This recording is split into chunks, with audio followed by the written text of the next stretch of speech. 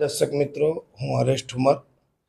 સ્થાનિક ગુજરાતની સ્વરાજ્યની ચૂંટણીમાં જુનાગઢ જિલ્લાની 6 નગરપાલિકાની ચૂંટણી હતી. એમાં માંગરોળની જવાબદારી મારી હતી. માંગરોળમાં 15 કોંગ્રેસમાંથી ચૂંટાયા છે, 15 ભારતીય જનતા પાર્ટીના ઉમેદવારોનો વિજય થયો છે. એક અપક્ષ અને એક આમ આદમી પાર્ટીના પણ વિજય થયો છે.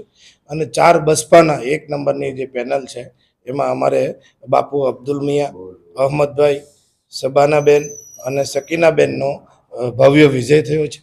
ભારતીય જનતા પાર્ટીની, ભારત સરકારની અને ગુજરાત સરકારની વિકાસની યાત્રાની સાથે મળીને માંગરોળના વિકાસ અર્થે આ ચારેય બસપાના ઉમેદવારોએ નક્કી કર્યું છે કે અમે ભારતીય જનતા પાર્ટીને ટેકો આપશું.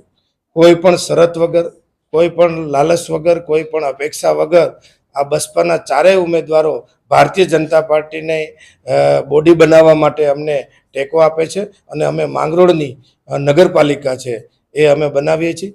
માંગરોળમાં છેલ્લા 25 વર્ષથી ભારતીય જનતા પાર્ટીનો પ્રમુખ કે ભારતીય જનતા પાર્ટીની બોડી નથી, પણ 25 વર્ષ બાદ ભારતીય જનતા પાર્ટીની માંગરોળની નગરપાલિકા બનવા જઈ રહી છે. ત્યારે ગુજરાતના વિકાસની સાથે, વિકાસની યાત્રા સાથે આ બહુજન સમાજ પાર્ટીના ચારેય ઉમેદવાર અમારી સાથે આવીને આ માંગરોળનો વિકાસ અર્થે, આ જે વિકાસ માટે જે આગવી પહેલ કરી છે અમે આવકારીએ છીએ, અભિનંદન પાઠવીએ છીએ અને માંગરોળની નગરપાલિકા બનાવવા જઈ રહ્યા છીએ. તો હરેશભાઈ, ખાસ કરીને તો આટલા બધા સક્ષમ તો ટિકિટ કેમ ન આપવામાં આવી પાર્ટી તરફથી?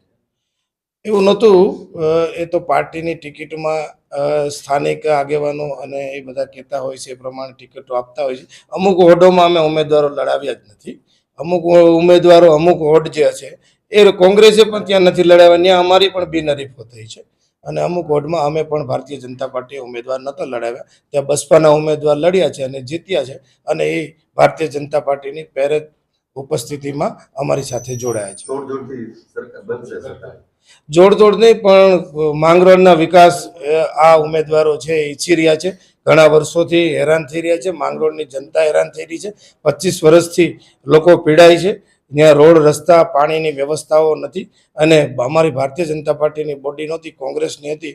અને એ બધું ધ્યાનમાં લઈને આ બસપાના ઉમેદવારોને એવું થયું કે ભારતીય જનતા પાર્ટીના શ્રેષ્ઠ નેતૃત્વમાં આપણે સાથે મળીને કામ કરીએ અને માંગરોળનો વિકાસ કરીએ, એના માટે જોડાયા છે.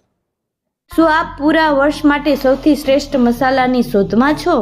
તો હવે તમારા ભોજનને સ્વાદિષ્ટ બનાવવા માટે આજે સંપર્ક કરો કેશોદ તેમજ માંગરોળ શહેરમાં આવેલી અમારી બ્રાન્ચની. વધુ માહિતી માટે ડિસ્પ્લે પર આપેલી માહિતી પર અમારો કોન્ટેક્ટ કરો.